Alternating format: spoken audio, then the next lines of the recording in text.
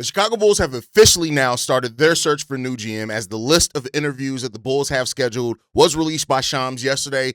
While we had a breaking news episode on that, we're going to go in detail on each of the candidates and what they actually could offer the Chicago Bulls. We'll talk executives, players, people that rouse up as scouts, all these proven architects of building teams. But who's the right one for the Chicago Bulls? That's what we're going to discuss today, and the biggest questions facing them right after they take the position. We'll talk about all that plus more right after this.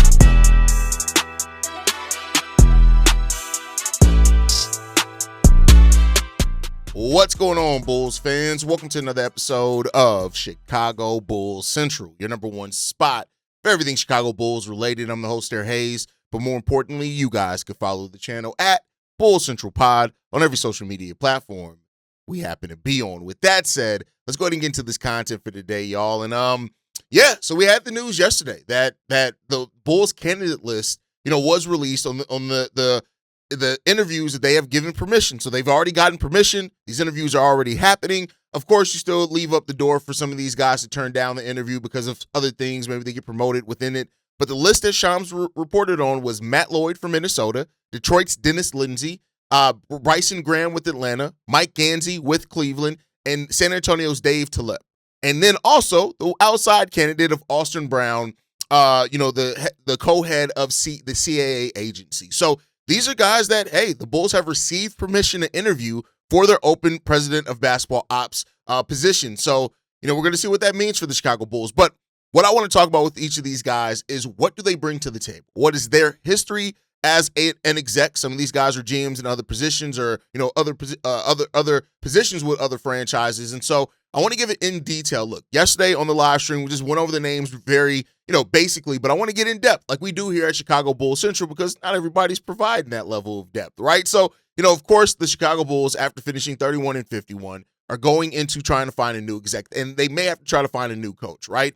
So who are the candidates? Let's talk about it. Matt Lloyd is the first guy that was mentioned by Shams. This is a guy that we've talked about before, so I'm not going to spend as much time on him.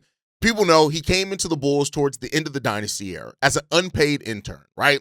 But through 99 to 2000, initially came in, as an unpaid intern in 94, right? But from 99 to 2012, he spent, a bunch of seasons, 13 seasons officially hired with the team. 5 of those, he was the director of college scouting, where he was involved in drafting some key players with the Chicago Bulls and having some really good evaluations on players like Derrick Rose, like Jimmy Butler, players in that era that we all kind of know about, right? He was one of the pioneers of the data-driven draft approach, right? So that's looking at the data, heavy data more so than just the eye test to add another wrinkle. He wasn't the pioneer of it, but he was one of the first guys to do that at a high level, especially when you look at him coming into the Chicago Bulls initially in the 90s, right? And taking over that role in 99. Not a lot of people were using data then. So he was one of the front runners of that, of using that data to help come up with a different approach to the draft, right? He was the interim GM with the Orlando Magic in 2017. One of the things that were pointed out to him is that he did see the star talent in Donovan Mitchell before other people did. They ended up not taking him. It is what it is there. He wasn't the head decision maker, right? Now, he has been instrumental in helping provide the Timberwolves stability. Now, you can't give him credit for drafting Anthony Edwards, but he did play a key role in some of the acquisitions that they've had there over the years. Now, you're going to look at this as more of a negative, but he was a key person in the role of getting Rob Dillingham there and then being aggressive. That didn't work out, but he was also the guy that realized we need to move off him and let's get Ayo Dosunmu. So, even though he was aggressive about getting Rob Dillingham, he recognized that, hey, that talent isn't there. And that's something that more than we could say about some of the failures here in Chicago. He's also from Chicago. He's worked with the organization. He does have a great reputation around the league. He's been talked about as one of the rising executives for years now when it comes down to that one. He's a scouting expert. He's a scouting expert. So, and he's really good about being intense with scouting. He goes to roughly 75 to 80 games in person to scout players in person. That's a level of dedication that not every scout has. And I know that may get overlooked, but Not every scout goes in person to games like that. So he also has a reputation of being a really good teammate as far as the team aspect of being an executive. And reportedly, his emotional IQ is really high. And I also look at this as an extra wrinkle, right? Like seeing Pax work with the Reinsdorfs, he would have saw some of that. He would have saw some of Krause. Like, I'm not saying, I don't know how much direct one-on-one, interaction he had with the Reinsdorfs, but he's had to see people interact with them before. And I think that you have to look at that because the Reinsdorfs are so unique as an ownership group that I think is so different than what some other ownerships are.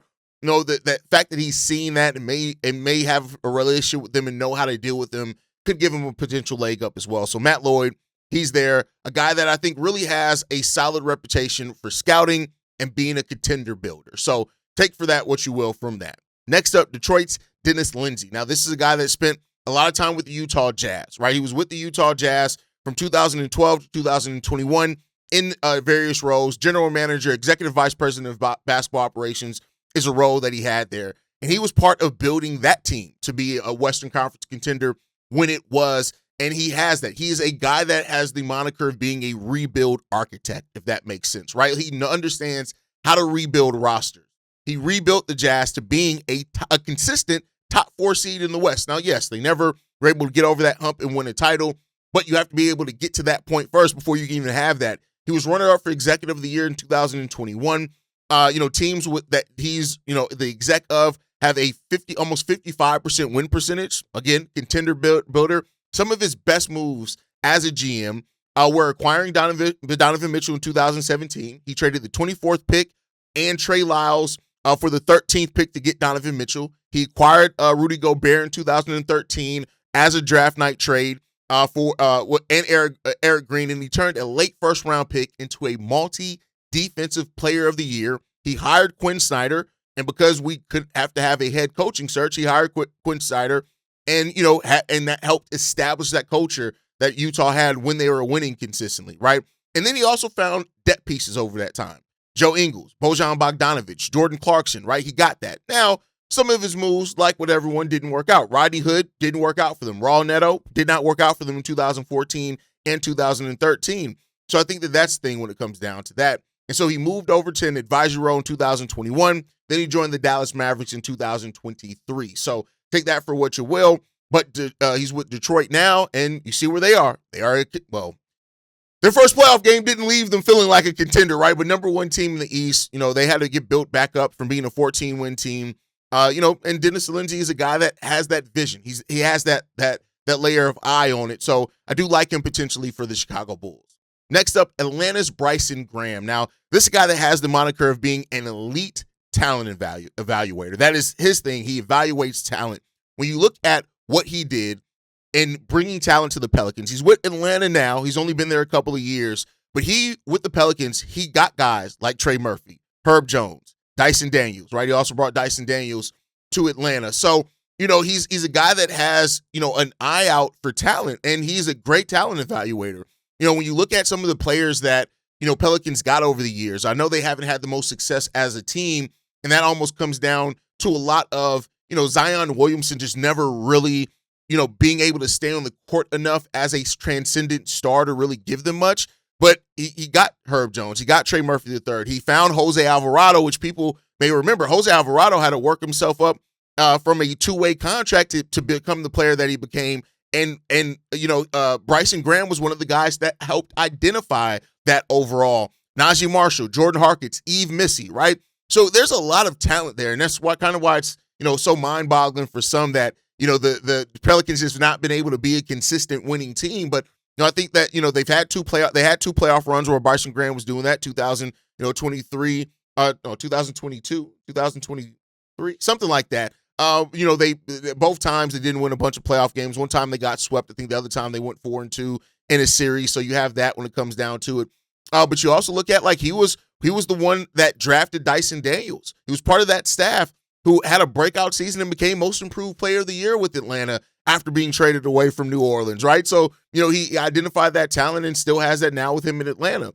And then you look at it shortly after leaving New Orleans, he was involved in a draft night trade that the New Orleans, the Hawks sent their 23 pick in exchange for a 2026 unprotected pick when he looked at how the Pelicans and their preferences and all that type of stuff, and he got that done. And now look at it. It's looked at as a whole lopsided trade in which the Hawks are going to have a lottery pick in this draft because they traded an unprotected first-round pick. So I think that worked out really well for them. He's drafted players like Asa Newell, who, I still think is very promising long-term and has a long-term outlook for that. But he has a really good eye for talent. And so if you have, especially in a draft like this where the Bulls have 2 first-round picks, at number 9 and number 15 right now, we'll see where it is after the lottery, all that stuff included, having an eye for talent is one of the most important parts of that job, right? You have to be able to identify the talent and put on the court. You find coaches, you can do all that type of stuff, but if you can consistently get talent, that's what helps pulls your team out. Now, I know I said that he found a lot of talent for Pelicans. They haven't been consistent, but again, I think that's the star that they're built around, just not really being consistently on the court, and that plays a huge role into it. The other guy on the list, the next guy that we're going to talk about is Mike Ganzy, who's currently with Cleveland right now. This is a guy that just knows how to build a modern NBA roster, right? He was promoted to the general manager of the Cleveland Cavaliers February 23rd, 2022. He was the assistant GM before that since 2017. And, this is now in 2025, this is his 3rd full season with the team. And he's helped this Cavs team really become the team that they are. When you look at the contributions that he's made to this team, right? Working alongside Kobe Altman, drafting core pieces on this team like Darius Garland, Evan Mobley. Darius Garland's since been traded for James Harden, but he drafted those guys. He identified the talent in those guys. And I like the fact, you look at Evan Mobley and, what he's turned into as a player, as a two-way player, both offensively and defensively, been really good. He acquired Jared Allen, which was really good. He was part of the front office that made that decision for somebody who became an all-star, who was kind of sitting on the bench, and people saw the potential in him, but he didn't really get to play a lot, right? So he got that. He acquired Karis LeVert. The one knock on him is that he drafted Isaac Okoro at number 5, passing up on guys like Tyrese Halliburton, Maxey, Denny Advia, basically all the same guys we list as we missed out on for drafting P. Will. That's one of the negatives there. But I think you got to look at the Evan Mobley, Darius Garland. Those are really good moves, right, in that case. But, like I said, every GM is going to have blemishes on the record. Every single GM is going to have blemishes on the record. But this guy has really had really good success. He was also the GM of the Canton Charge from 2015 to 17. He was named the G League Executive of the Year. So this guy is really, at multiple levels, has had some really good success at being and identifying talent. And that's the thing that he does really good in that. Identifying talent is really good. He helped rebuild a team that had 22 wins in the 2020-21 season to being the top Eastern Conference team within 2 seasons of that. And that's exactly the type of turnaround that we need for the Chicago Bulls. We'll get into that more for the questions facing each of these GM candidates when they do finally, if one finally does take the job. But overall, I'll say this when it comes to Mike Ganzy, even the fact that, and for all these guys, right? All these guys right now are with winning organizations, right? No matter what their role is in building these teams up to being winning organizations, they're on that. And so the fact that these guys are willing to interview with the Chicago Bulls to see about coming here to this team that winning has eluded us for the majority of the last 15 years, right? Like winning has eluded us. And so because of that, you want somebody who, if these people that are all with winning teams are willing to take an interview here, I think it says a lot about where we are right now as a franchise. And, for many of us that question how alluring this job would be, maybe that's the answer there. So Mike Ganzy there. The last guy that's still on an NBA front office is Dave Telep. This is he's a high-ranking vice president of basketball operations since 2024 with the San Antonio Spurs. Previously he was the scouting director, in that time period. And this is a guy that I think he's identified some really, really good talent, right? Apparently he is a mastermind of scouting, and that's what you need. One of his benefits, or one of the things that he's known for, is the fact that, while it wasn't a move that the Spurs made, Telep, was what told Sam Presti, who was then the GM of the San Antonio Spurs, who we've gone on to see that Sam Presti and the success that he's had with the OKC Thunder. But he told Sam Presti, hey, we need to start a file on Steph Curry after Steph Curry's first exhibition game in college. And, like I said on Locked on Bulls about this, is I think people forget Steph Curry wasn't like projected to be what he turned into. Like, people didn't think Steph Curry was going to turn into this, like generational star that he turned into. And Dave Telep was one of the first people to identify that. So take that for what you will.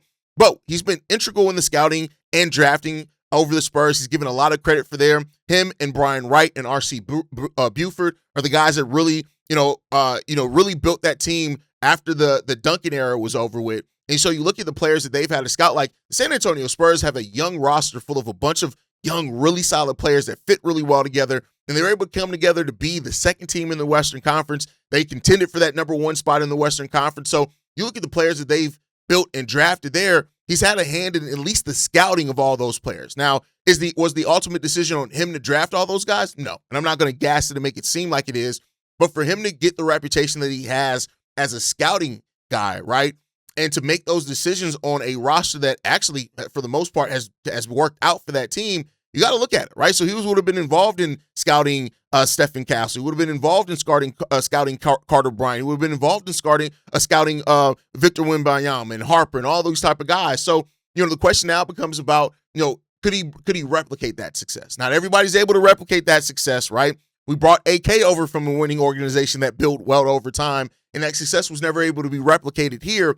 But the hope is that it's going to be able to be replicated, right? So that's what you're looking at with that one. You look at all the roles that he had with San Antonio. Scouting coordinator in 2013, rising up to scouting director, assistant GM, and VP of basketball operations for an organization like the Spurs. To go from 2013 being a scouting coordinator all the way up to 2026 now, being the vice president of basketball operations, you have to be doing something right. You're not just a yes man in that case. You have to be bringing something to the table, I would like to think, that makes it worth it, and that's what he could bring over here to Chicago.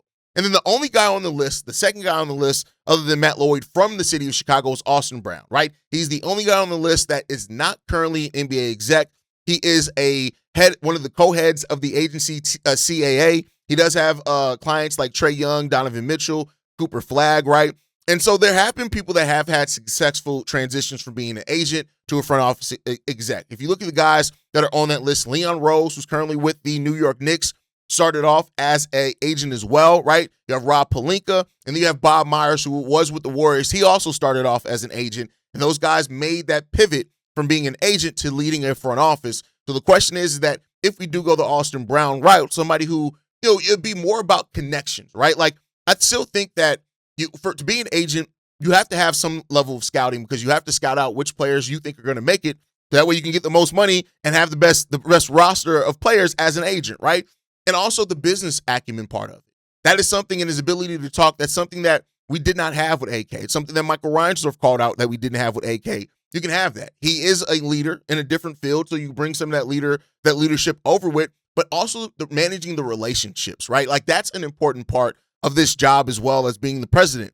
We heard that, over the last couple of years, teams didn't like doing work with the Chicago Bulls, and part of that was directly reflected on AK. Having somebody that better knows how to maneuver, maybe even better knows how to negotiate contracts because he was on the other side of that, so that could help the Bulls in the future. I'm not mad at it, and I think that would all be really great for the Chicago Bulls. That ends up being the case. So we just got to see what's going to happen in regards to that. But overall, I like where we are, right? I like this list of candidates. I think that these candidates all bring something different as far as that was missing for the Bulls. You can clearly see a lot of these guys scouting and identifying talent. It seems like had to be a thing that the Reinsdorfs had at the top of their list when they gave it to the turnkey ZRG agency and they brought them guys back. That now we have to start the interviews. And Michael Reinsdorf, John Paxson, Billy Donovan, if he chooses to stay, these are all guys that are probably going to be in on those interviews. But I want to end this episode talking about the biggest question ahead for each GM. The biggest question I would want to know for the GM. First, what's the vision, right? Are you going more long-term route with this, or do you have a plan to get the Bulls team back to contention sooner rather than later, right? You do have tons of time ahead of you, right? But you do have guys like Modest who is going to need a contract extension in 2 years if you're going to keep him. Josh Giddey's already here on an extended contract, but you like to think you really want to see him in some different scenarios before you have to make you got a savings on this contract. You're probably not going to get it on the next one, right? So those type of things. What is the vision for the team? Is this more of a long-term turnaround and evaluation, or is it something that you feel like you can really get us somewhere sooner rather than later, right? How aggressive are you going to be in this draft? It'd be a hell of a power move to make sure that you get your guy in this draft and put your imprint on this team right away, right? Where AK went wrong, he failed on his first pick. Patrick Williams was a failure, and it was really indicative of a lot of what we saw going forward for the rest of it. How aggressive are you going to be in this draft with 2 picks in the top 20, how aggressive are you going to be with that? That's what we're going to see for the Chicago Bulls in this one, right? How aggressive are you going to be in the draft? Then also, how do they evaluate the players that are already here on the roster? Josh Giddey, Matas Buzelis, Noah Essengay. Those 3 younger players, right, that you're hoping could be part of a rebuilt core. How do you evaluate those guys? Do they come in and they say that Josh Giddey guy? No. Do they come in and look at Matas and say, he's cool, but let's strike where the value's high on him? Like those type of things. Noah Essengay. Do they look to pair Noah Essengay maybe with their 15th pick to try to move up?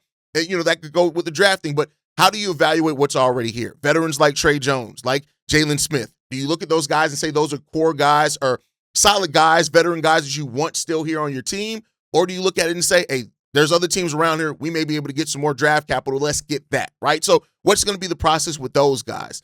And then they may have to run a coaching search right away. We still don't know, right? We don't know what's going to happen with Billy Donovan, but what would they want out of that coaching search? Like Mike Malone's already off the board. Taylor Jenkins may be off the board soon. If you listen to some rumors around teams that could be very interested in Taylor Jenkins, that could all lead to, the Bulls have to, and they could be behind the 8 ball on the coaching search because of how late they hire their president. So then also the GM, a guy like Austin Brown, if he becomes the president of basketball ops, I want an experienced GM that's there to work with him because he doesn't have the experience of an NBA front office. So there's a lot of things that even after we make our hire, it's really just the beginning of the questions, right? So, and what they're going to do this offseason to help improve this team. So all that is there for the questions here.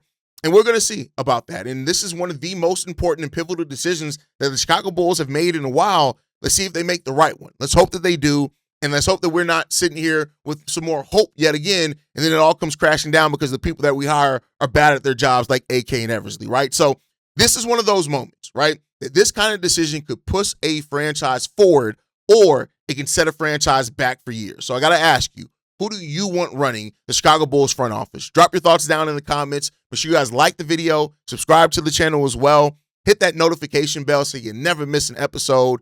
We're going to continue building something special here at Chicago Bulls Central, and I love you guys for that. Make sure you guys are following us at Bulls Central Pod.